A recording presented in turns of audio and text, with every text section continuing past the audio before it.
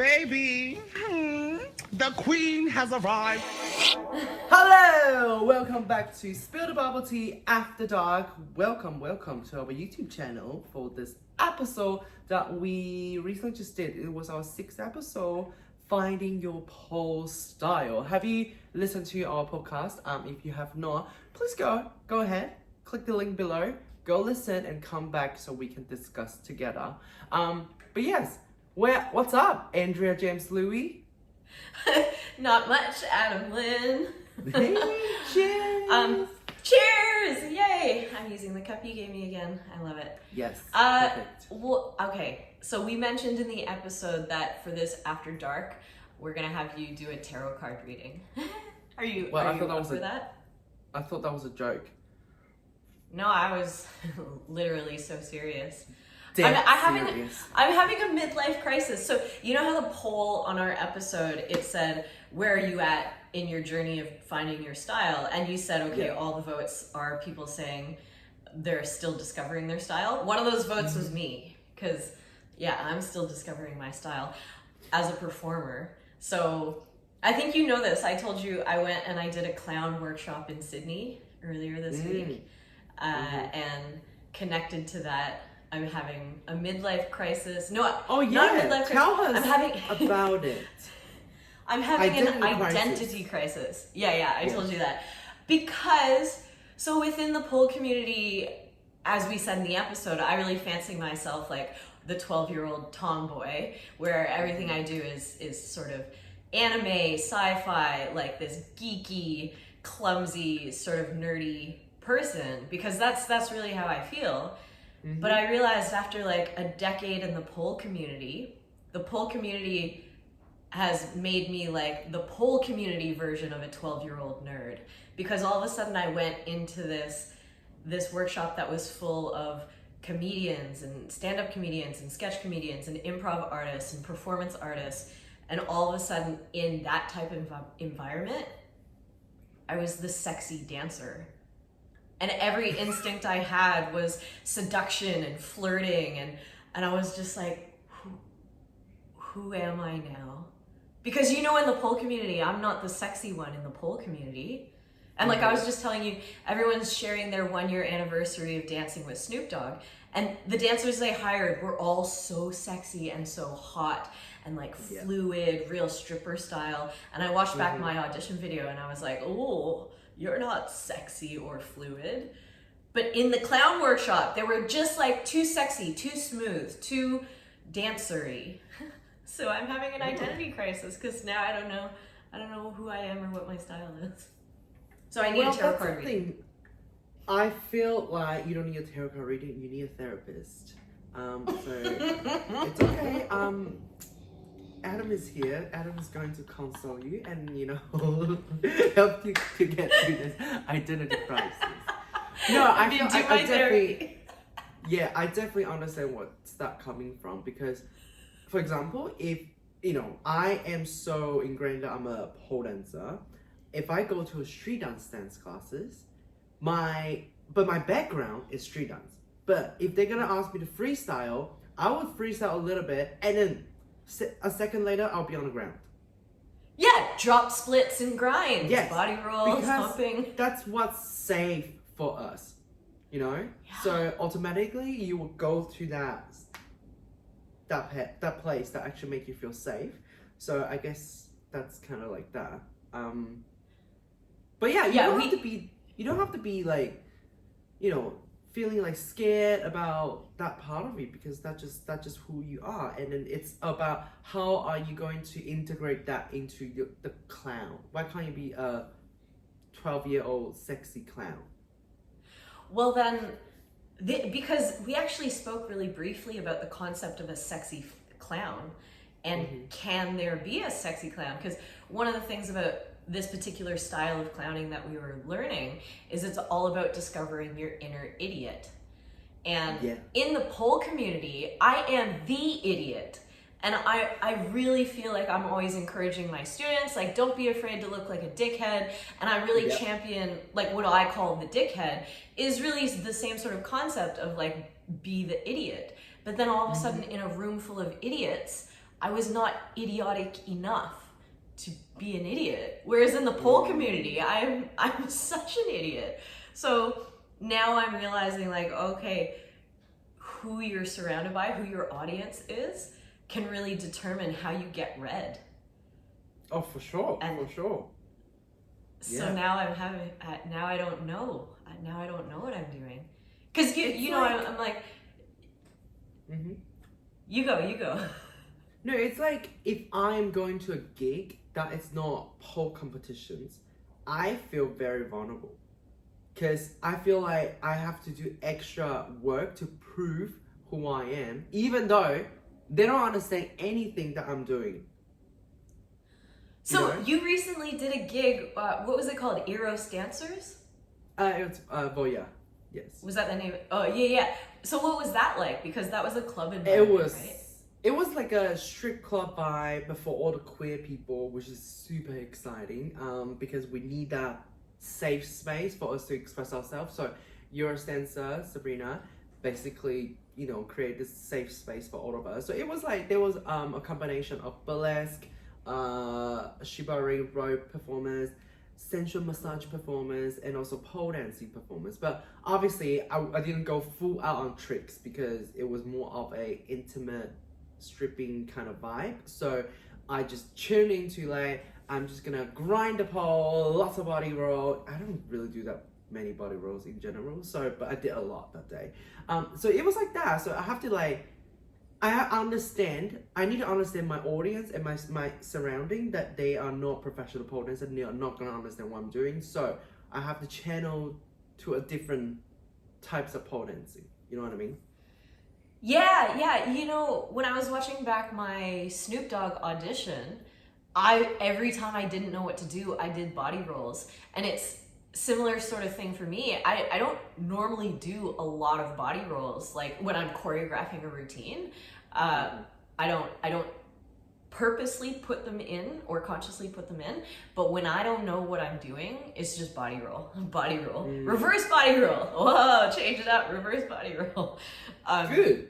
Just, yeah, and that was one of the things I got called out on in the clown workshop. Not that I was body rolling in the clown workshop, but we were doing this exercise where you do nothing and then you do something, and it's literally that vague. But every time I did something, it tended to have this body roll-esque sort of like spinal fluidity. It was partly because we had been sitting a lot, so my back was sore, and so I was actually trying to stretch it out. But the teacher called me out on it. He's like, that was really similar than the last one, wasn't it? Yeah, it was pretty much exactly the same. You just did the same thing. You keep doing the same thing. And I was like, I want to die. And then on the second day, he actually straight up just said, okay, this is too beautiful. It's too, we know you're a dancer. We expect you to be fluid.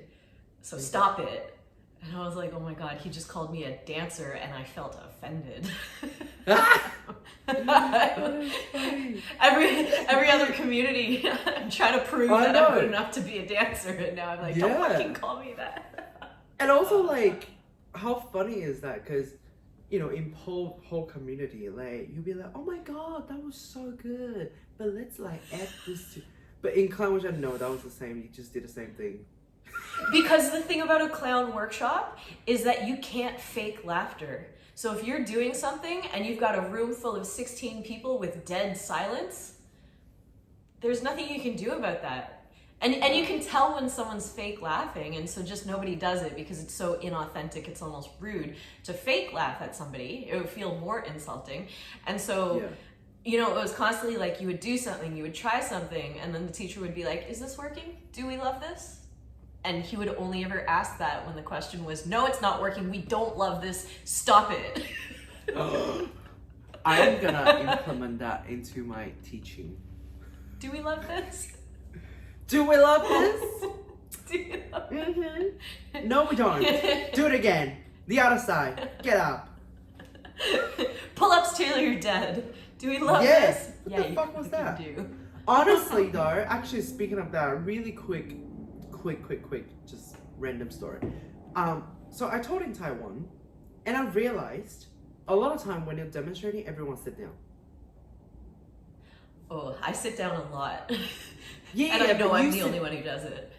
You sit down, but then you'll get up, right? No, they just sit there. After you finish demonstrating, they'll be like, okay, who's up first?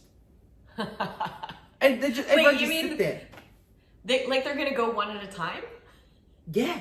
I mean, like, the room full of polls, but they will just sit there and watch one or another one do one thing. I was like, no, everyone get up, do your own thing. I don't want you to watch other people. What's the point? I just demonstrated, you know?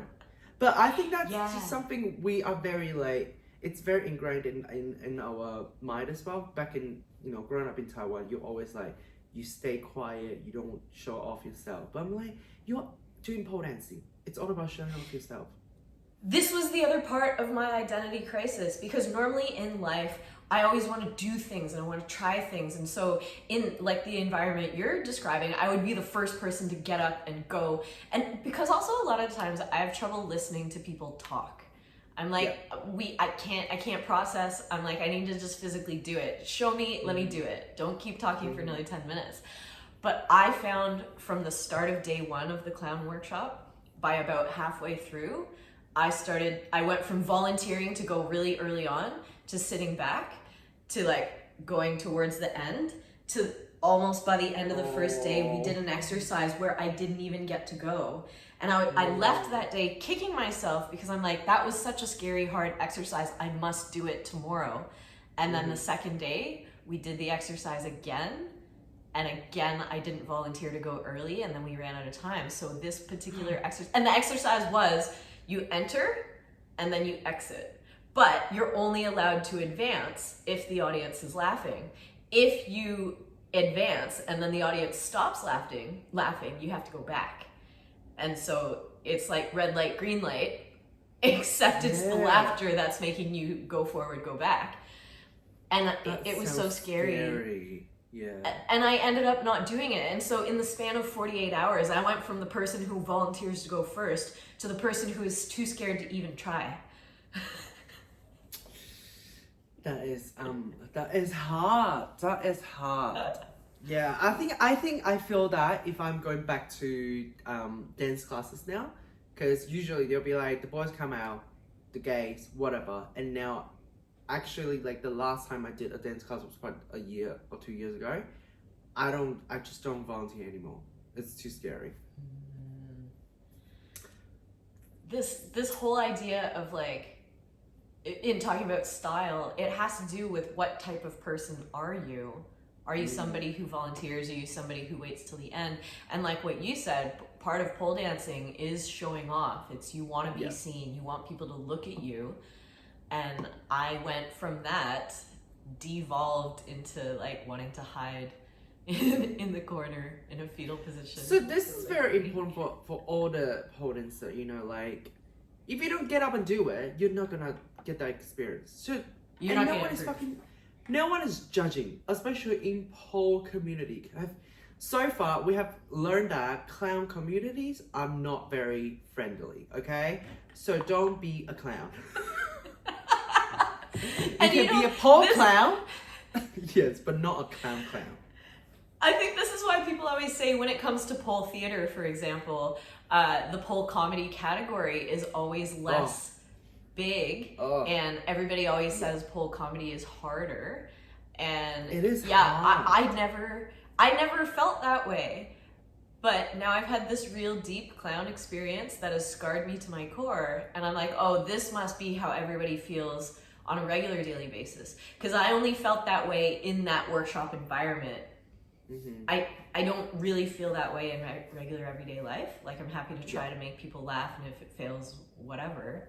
Mm-hmm. But I think it was in that workshop environment because I worship this teacher. Oh, okay. Like, maybe that was a factor as well. But we should definitely do an episode of pole theater comedy, or just comedy pole in general, because it's so hard. So hard to make people laugh. What would you say? Being stupid is not funny. Oh yeah. There's like a way to do things. Like this whole conversation about finding your idiot, and that's where your clown lives. Your clown is the stupidest things about you. But you're right in that just being stupid is not enough to make people laugh. There's like a whole philosophy behind it. And like I've started trying to read more about it because I don't really have people to practice these exercises and techniques with here. So I might just have to start experimenting in real life. You should. Just like little interactions at coffee shops and stuff. Yeah. But this is really specific to clowning because I do have comedy experience with sketch comedy and improv. And so I do know some principles of comedy. And I think they would be applicable to pole. What would you say is your most comedic pole performance? Is it Dora? Yeah, I think I only done that. That's the only comedy routine I did. I mean, I just act a fool mostly on the stage. So, but that one was like I have to like be funny the whole time. The thing is, but also not losing myself, you know. But I think the brilliant thing about your Dora performance, because I think we were both training at Blackbird at the time when you were putting it together, so I saw you like testing out bits. And the thing is, like, you as Dora were acting like a fool, but you as Adam creating the Dora Show, you were actually very clever. And a lot of your gags and a lot of your bits had to do with who Dora is. Like as a child and as a female and as a Latina, and all of it fit within the spirit of who Dora is, but like embellished. You know what? We should do, because you know, since we have the YouTube channel anyway, we should do reaction to our poll videos, and then eventually we can, you know, because poll community. Actually, I've been wanting to do this. I want to do like pointing out things from people's videos and stuff like that. But you know, like in other community, you know, on YouTube it's very normal to react to videos you see on internet. Like Two Girls, But One because, Cup. Two boys, one poll. No, but yeah. Am I one of the boys? I'm one of the boys. Yes, you're one of the boys. No, because poll community is so small. You literally know everybody. But recently, I have realized the poll babies do not know a lot of the people that we know. So the generation, there's a gap now. That means they are people's video on the internet. I don't know who they are. I will feel no shame to judge them. Yeah, you know what? I think this is a great idea. And maybe if we start by judging our own videos so that we're not seen as like mean a-holes. But because I've started planning some things for my YouTube channel to kind of stimulate some views and some interaction, I've gone back through some of the old... What? Interaction, not erection. Ew. Stimulate some erection? Is that what you thought I said? Ew. No. I went back and I looked at some of the old playlists that I had created that have been dormant for years and years and years. But one of them is called Pole Heroes.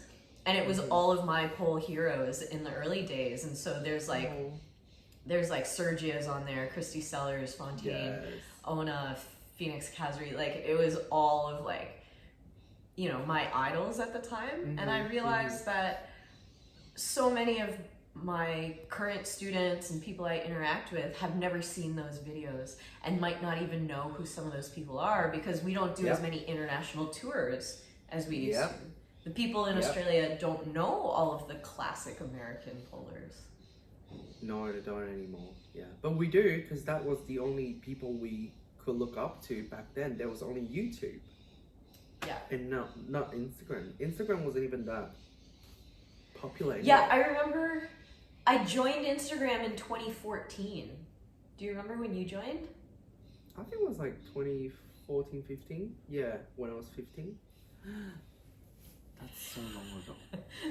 It's crazy because it's become such a daily part of our everyday lives. And It's to think scary. that 10 years ago, 10 years ago, we were not just constantly like, No, It's just so weird. 10 years ago, we're still trying to figure out how to use an iPhone. I still have my first ever iPhone 3GS. And I was telling this to somebody recently because every time I get a new iPhone, I just transfer all of the data from my old phone to my new phone. Because, you know, back then it was like a 16 gig phone. So every time you get a new phone, there's more storage so you can keep moving it. And so I still have the first ever text message I sent from my iPhone 3GS. It was to my friend Graham Losi, and we were on our way to meet a bunch of castmates to go see Avatar. I got my first ever iPhone when the Avatar movie came out in theaters. When was that? The first one? I'm not talking Avatar Last Airbender either. I'm talking like the blue alien avatars. I don't remember. You don't know the Avatar movie? Like, well, all the CGI 3D? Oh wow. I'm a baby millennial, okay? I'm almost a Gen Z. Just saying. Almost a Gen Z. Well, but wait! An Avatar movie came out not too long ago. It was called like The Way of Water or something like that. Yeah, I've watched that one. I watched that one. Oh, okay, Yeah, so that's like a sequel. I don't know how many there were back then. Is it just one or two? Well, my first ever text message was to go see the first one, but The Way of Water, I don't know if that's the second one. I feel like it's meant to be a trilogy. I should know. Anyway. We're useless. I've started watching Avatar The Last Airbender. I'm like into that now. Yeah, I'm not into that. It's not really my vibe. But you should watch with Cam, because Cam is that. He loves anime and stuff like that. I started watching it because my niece and nephew, my sister's kids, are obsessed with it. And so I just wanted to know what they were talking about. Oh. I wanted to be able to communicate with the 8 and 10-year-old. That's very nice of you. That's a great auntie model. I realize that kind of behavior, only aunties and uncles are capable of that because parents just do not have time. They don't have time for that crap. No. Oh my god, I just came back from the GP and then this mom, she has fucking 3 kids. The youngest was just screaming the whole time for 30 minutes. I was just like, the mom is not doing anything. The mom just like, let them be. I'm just like, I am not gonna work with the children in the future. But you know, it's so hard to judge parenting choices, like for us as non-parents, because I had the exact opposite interaction. I went to the pharmacy yesterday to pick up a prescription, and while I was waiting for it, there was a mom with like, I think she had one baby in the stroller that must have been asleep, but then one toddler girl who was fucking running around screaming. And so the mom was like yelling at her to sit down and be quiet. And so that's the opposite end of the spectrum, where the mother wasn't ignoring her, but then you're just like, oh, should you really be screaming at the kid? But the kid was not quieting down. So finally, what quieted her down in the end was that the mom threatened to take her to her grandmother's house to spend the night at her grandmother's house. And then immediately the girl quieted down. And I was like, what's gonna happen at grandma's house? I was like, immediately, I was a bit scared for the kid because I was like, how did grandma's house immediately quiet her down so quickly? I'm like, I wouldn't want to be that grandma. No, I don't want to be that grandma. Poor grandma. But no, I understand because, you know, from what I'm learning in school, you don't know what I'm doing. But anyway, so what I'm learning at school, basically, I understand there might be a backstory of how those parents are. So that's why I wouldn't judge them. But this side of me, if I'm just a pedestrian that have no background in what I'm learning right now, I would judge them real hard. But you're just like, ah! No, just like they are crying, obviously, because they are anxious, they are suffering. That's what they do. And because the frequency of that, you're gonna pick it up and it's gonna upset you if you're very like sensitive to energy and stuff like that, or like frequency. So that is part of that. That's why I cannot be around with low frequency behavior. You know, speaking about frequency and energy, this was the other thing that I sort of picked up about myself in the clown workshop. Everyone has such a heightened awareness of how they're being reacted to. And that's what guides their behavior in terms of like, oh, they love this, I'll keep doing it more. Or they don't love this, so I'm going to completely switch gears. Whereas for me, I have always tended to be really hyper-focused tunnel vision on whatever I'm doing. And it's made me kind of put the blinders on to all the people around me. And in talking about the Snoop Dogg audition, I think a lot of the dancers who did really, really well with those auditions are the ones who have a stripper background. And the way I view strippers, and I would love to hear from people in the stripper community to get like a better read on this, but the way that I view what they do, it's not just about the movement style, it's about their awareness of how they're being reacted to. And so I all of a sudden realized strippers and clowns have the exact same reaction, or the exact same skill set, except with clowns they're getting laughter, and with strippers they're getting money. Yeah. And I was like, oh, maybe that's why I feel like when I watch back my audition video, I'm like, oh, I'm not in that ballpark at all. And it's like a lack of awareness of how I'm being responded to, because I just stomp around it's and hard. go about my business. Yeah, it's hard. But in saying that, let's draw a card for you. Yes! Should Yes, Andrea please. continue to be a clown? It's a mystery. What? It's a mystery. Oh shit, my tea. It's a mystery. What I would read this as mysteries. Obviously, you don't know what's. You can see there two. I don't know who my clown is. Oh, sorry, you're right here. So it's basically two blocks, and they're facing to different sides. So it's saying, if you don't try it, you wouldn't know what's on the other side. Well, that's the obvious message. So keep trying. You know, it doesn't matter like if you enjoy or not, but keep trying. But now you have the awareness of how you should behave, or not behave, but you know, how you should see this whole thing, you know, then why don't you just give it a try? It's not gonna hurt you, you know? I love how you're like, it doesn't matter if you enjoy it or not. You just have to shut up and keep trying. Yeah, and then you also got a death card, which is a new side of you just coming out, yeah? The old you have died. The new you has been born. You've drawn the death card for me so many times now. I love I death feel like card. Death card, it's like new beginning. I love it. So I told you recently there is a new beginning coming through, and it's happening. Yeah. So see, once you try everything, happiness. Happiness. Yeah. So You put the penis in happiness. Oh yeah, you do. Anyway, that was a great topic to discuss, and I hope, you know, if you know anyone else that needs to hear all of these, send them the link, you know, get them to explore and find their style, because you will always be exploring your style, no matter what stage, what part of a journey you're in right now in pole dancing.